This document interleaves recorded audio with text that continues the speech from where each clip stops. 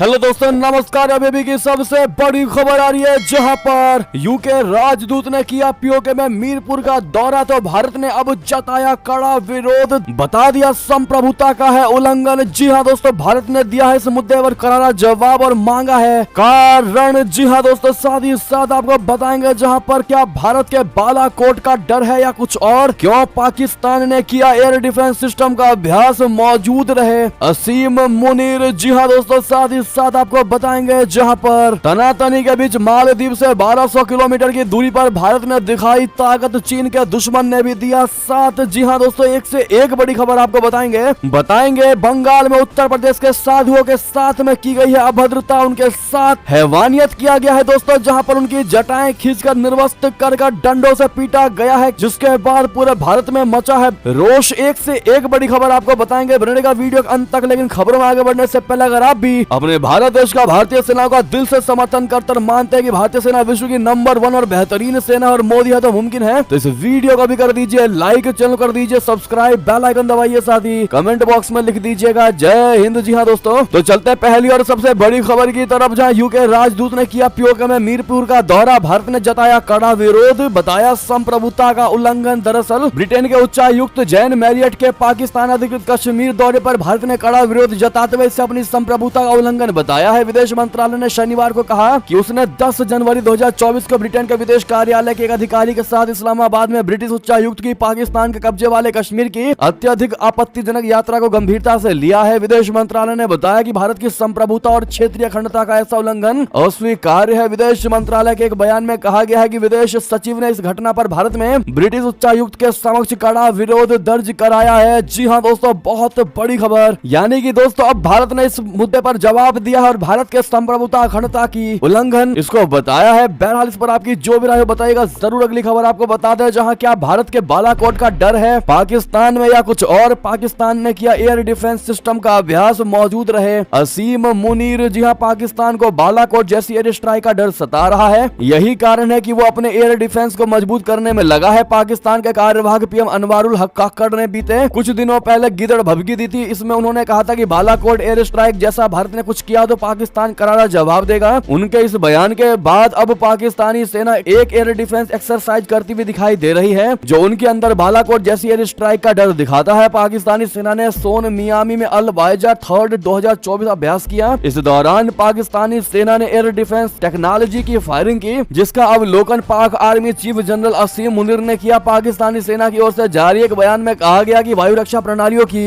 एकीकृत फायरिंग और युद्धाभ्यास का प्रदर्शन किया गया। पाकिस्तानी सेना इसे अपनी हवाई सीमाओं की वायु रक्षा क्षमता बढ़ाने की ऐतिहासिक उपलब्धि के तौर पर देख रही है। ऐसे में ये सब पाकिस्तान तब कर रहा है जब कुछ दिनों पहले ही अंतरिम पीएम काकड़ ने गिदड़ भभकी दी थी, क्योंकि दोस्तों अनवारुल हक काकड़ का ये बयान भारत पर निशाना साधने वाला क्लियर बताया जा रहा है, क्योंकि फरवरी 2019 में पुलवामा हमले के बाद भारत ने बालाकोट में स्ट्राइक की थी। इसके बाद पाकिस्तानी सेना ने अपने आधुनिक विमानों के जरिए हमला किया था। जवाब में भारत के MiG-21 विमान ने पाकिस्तान के एक फाइटर जेट को गिरा दिया था। इसमें भारत का भी एक फाइटर जेट गिरा था। जी हाँ दोस्तों, ऐसे में पूर्व भारतीय राजनयिक की किताब में बालाकोट पर खुलासे के बाद बौखला चुका है पाकिस्तान। लोकसभा चुनाव से पहले पाक को कोसने का जरिया करार दिया गया है पाकिस्तानी द्वारा। जी हाँ दोस्तों, पाकिस्तान के विदेश मंत्रालय ने बिसारिया की हालिया किताब पर प्रतिक्रिया दी है। उन्होंने किताब को भारत में लोकसभा चुनाव से पहले पाक को कोसने का जरिया करार दिया। विदेश मंत्रालय की प्रवक्ता मुमताज जहरा बलूच पाकिस्तान में भारतीय उच्चायुक्त रहे अजय बिसारिया की किताब के बारे में पूछे गए सवाल का जवाब दे रही थी। उन्होंने कहा कि बिसारिया किताब ना तो मैंने देखी और ना ही पढ़ी है, लेकिन मीडिया में आई कुछ खबरें और पुस्तक के बारे में कुछ दिलचस्प टिप्पणियों पर गौर किया। उन्होंने कहा कि भारत में अगला लोकसभा चुनाव नजदीक आ रहा है। ऐसे में यह आश्चर्य की बात नहीं है कि पाकिस्तान को कोसने वाली अंतर्राष्ट्रीय और सैन्यवादी कहानियां अब वहां फैलाई जा रही हैं। यानी कि पाकिस्तान ये बताने की कोशिश कर रहा है कि भारत में लोकसभा चुनाव होने वाले हैं और इसीलिए भारत पर आक्रमण की बात की जा रही है, भारत को कोसने की बात की जा रही है। बहरहाल दोस्तों, एक भारतीय होने के नाते आप क्या जवाब देना चाहेंगे इस पाकिस्तानी जहरा बलोच को, बताइएगा जरूर। अगली खबर की बात करें, जहां तनातनी के बीच मालदीव से 12 किलोमीटर की दूरी पर भारत ने दिखाई अपनी ताकत, चीन के दुश्मन ने भी दिया साथ। जी हां, भारत और जापान के तट रक्षकों ने शुक्रवार को चेन्नई के तट के निकट संयुक्त अभ्यास किया। इस अभ्यास के तहत संकट में फंसे जहाज के चालक दल को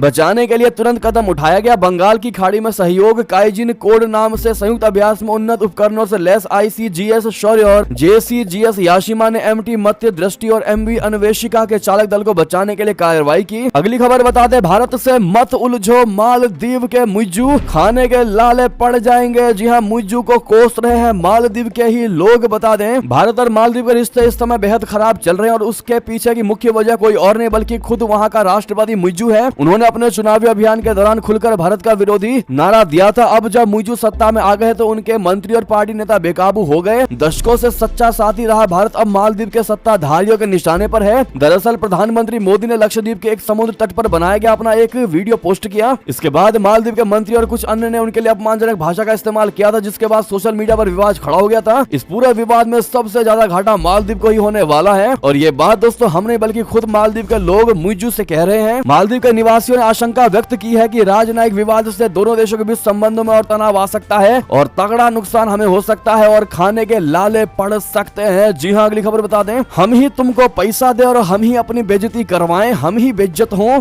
स्मृति ईरानी का मदीना दौरे पर पाकिस्तानी और सऊदी लोगों में बढ़ गया बवाल। जी हाँ दोस्तों, भारत सरकार में मंत्री स्मृति ईरानी के मदीना दौरे पर सवाल उठाने वाले पाकिस्तानी लोगों को सऊदी के एक शख्स ने मुंहतोड़ जवाब दिया है। सोशल मीडिया पर लगातार पाकिस्तानी ये सवाल उठा रहे हैं कि आखिर मदीना में स्मृति ईरानी को मदीना जाने की इजाजत क्यों दी गई। इसके लिए सऊदी क्राउन प्रिंस को भी भला बुरा कह रहे हैं। पाकिस्तानियों की बयानबाजी से सऊदी के लोग भी भड़क गए हैं। सऊदी के एक शख्स ने पाकिस्तानियों को याद दिलाया है कि उनके देश की कितनी मदद हम करते हैं, ऐसे में जुबान पर लगाम लगाएं तो ज्यादा अच्छा होगा। एक सऊदी के नागरिक सुल्तान नाम के शख्स ने पोस्ट करते हुए लिखा एक्सपर की पाकिस्तान एक ऐसा देश है जिससे सऊदी अरब नहीं बचाता तो उसकी अर्थव्यवस्था कई बार ढह चुकी होती, वो दिवालिया हो चुका होता। सऊदी उसे हर बार वित्तीय सहायता प्रदान करता है। इसके अलावा सऊदी अरब में 20 से 30 लाख पाकिस्तानी काम करते हैं, यानी कि हम तुम्हारी मदद भी कर रहे हैं और अपमान भी हम ही सहें, ये संभव नहीं। साथ ही साथ दोस्तों अगली खबर आपको बता दें, इतना ही नहीं, स्मृति ईरानी का नाम लिए बिना सऊदी सरकार पर भड़के पाकिस्तानी विशेषज्ञ जैद हामिद, कहा मदीना जाने की हिम्मत कैसे हुई। जी हाँ, पाकिस्तानी रक्षा विशेषज्ञ जैद हामिद सऊदी अरब पर भड़क चुके हैं दोस्तों। उसने स्मृति ईरानी जी का बिना नाम लिए सऊदी अरब पर भड़ास निकाली। उन्होंने वीडियो के माध्यम से कहा कि उन्हें बहुत गुस्सा आया जब उन्होंने देखा कि सऊदी अरब ने हिंदू और पंजाबी लोगों को मदीना के मस्जिद अल नवाबी के पास मौजूद जगह का दौरा कराया। जैद हामिद ने कहा कि गैर मुस्लिम लोगों को मदीना जाने की हिम्मत कैसे हुई, मुझे इस बात से बहुत तकलीफ हुई है। उन्होंने कहा कि मस्जिद अल नवाबी शरीफ सिर्फ सऊदी अरब के बाप की नहीं है, ये पूरे इस्लामी कौम की है। मुझे हैरानी इस बात की है कि इस मामले पर पूरे मुस्लिम देश चुप क्यों हैं, किसी ने सऊदी अरब को चैलेंज क्यों नहीं किया। जैद हामिद से जुड़े इस वीडियो को सोशल मीडिया प्लेटफॉर्म पर पाकिस्तान अनटोल्ड नाम के अकाउंट से पोस्ट किया गया है। हालांकि दोस्तों हम इस वीडियो की पुष्टि नहीं करते, लेकिन जो खबर है आपको हमने बता दिया है। अब ऐसे में आप क्या जवाब देना चाहेंगे दोस्तों इस पाकिस्तानी को, बताइएगा जरूर। और साथ ही साथ मोदी है तो मुमकिन है कहना मत भूलिएगा। अगली खबर की बात करें, जहां अपने से ताकतवर को हराना है तो सॉफ्ट पावर का यूज करो। जी हां, अजीत डोभाल ने आखिर क्यों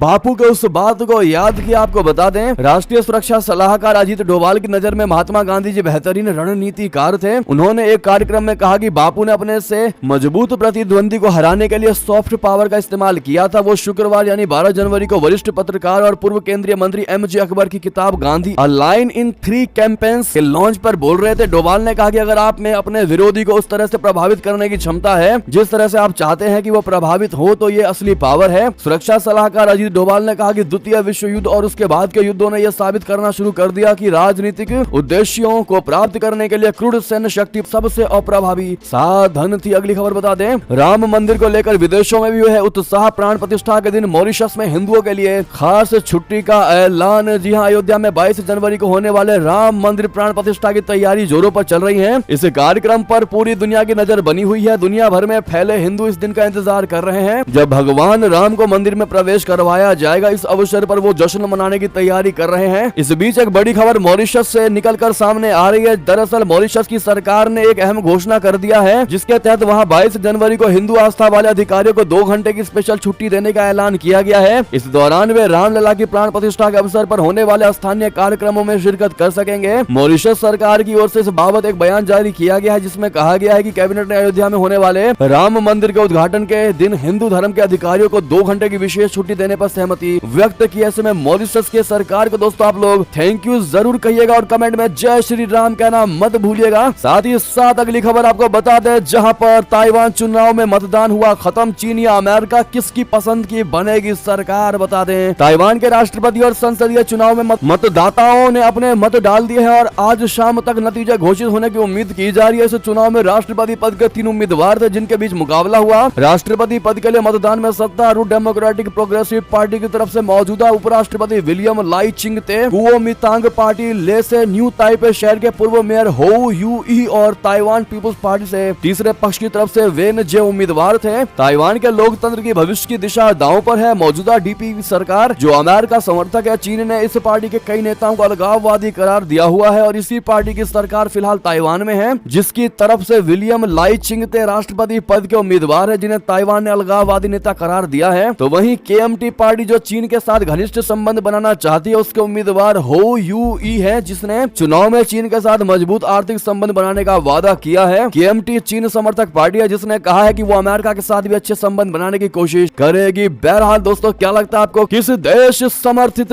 पार्टी की सरकार बनेगी? कमेंट में जरूर सुझाव दीजिएगा। साथ ही साथ अगली खबर आपको बता दें, बहुत बड़ी खबर आ रही है बंगाल से। बंगाल में उत्तर प्रदेश के साधुओं की बुरी तरीके से पिटाई की गई है दोस्तों। बहुत बुरी तरीके से हैवानियत उनके साथ किया गया। उनके जटाओं को खींचकर जमीन पर लौटाकर उनको निर्वस्त्र करके पीटा गया है डंडों से। जी हाँ दोस्तों, ममता की मंत्री ने कहा इन पर बच्चे अगवा करने का आरोप, लेकिन भाजपा ने कहा ममता जी शर्म करो। तो वहीं महाराज ने कहा भगवा रंग देखते ही भड़क जाती है ममता बनर्जी। बता दे दोस्तों अभी की सबसे बड़ी और ट्रेंडिंग खबर है पश्चिम बंगाल के पुरुलिया में, जहां 3 साधुओं की पिटाई का मामला सामने आया है। भीड़ ने उनकी गाड़ी में तोड़ फोड़ कर दिया, उसको पलट दिया। तीनों साधु उत्तर प्रदेश के हैं, ये दावा बीजेपी ने किया है। बीजेपी ने इस घटना को महाराष्ट्र के पालघर जैसा बताया है। बीजेपी नेता अमित मालवीय ने सोशल मीडिया प्लेटफॉर्म एक्स पर वीडियो शेयर करते हुए लिखा कि बंगाल में अब पालघर जैसी घटना सामने आई है। मकर संक्रांति के लिए गंगा सागर जा रहे साधुओं को टीएमसी के कार्यकर्ताओं ने निर्वस्त्र करके पीटा है। साथ ही उन्होंने बंगाल की सीएम को निशाना पर लेते हुए लिखा कि ममता बनर्जी के राज में शाहजहां शेख जैसे आतंकियों को संरक्षण मिलता है। बंगाल में साधुओं की खुलेआम हत्या का प्रयास किया जा रहा है। पश्चिम बंगाल में हिंदू होना ही अपराध है। इस वीडियो को लेकर लोगों ने बार बार ममता सरकार पर सवाल उठाने शुरू कर दिए हैं। अब ऐसे में दोस्तों आचार्य सत्येंद्र दास महाराज का बड़ा बयान, कहा भगवा रंग देखते ही भड़क जाती है ममता बनर्जी, इसलिए वो हमले करवाती है। श्री राम जन्मभूमि के मुख्य पुजारी आचार्य सत्येंद्र दास महाराज ने पश्चिम बंगाल में साधुओं पर हुए हमले पर पलटवार किया। बहरहाल दोस्तों, जिस प्रकार से लगातार टीएमसी के राज में बंगाल में गुंडा राज बना हुआ है, जिसको मन चाहे उसको पीट दिया जा रहा है। लगातार बंगाल से ऐसे दरिंदों से जुड़े खबरें आ रहे हैं, जहां पर आम लोगों के साथ, अच्छे लोगों के साथ दुर्व्यवहार किया जाता है, जहां पर उनके साथ हैवानियत की जाती है। ऐसे में अगर आप भी मानते हैं कि टीएमसी सरकार का इस बार हो जाएगा अंत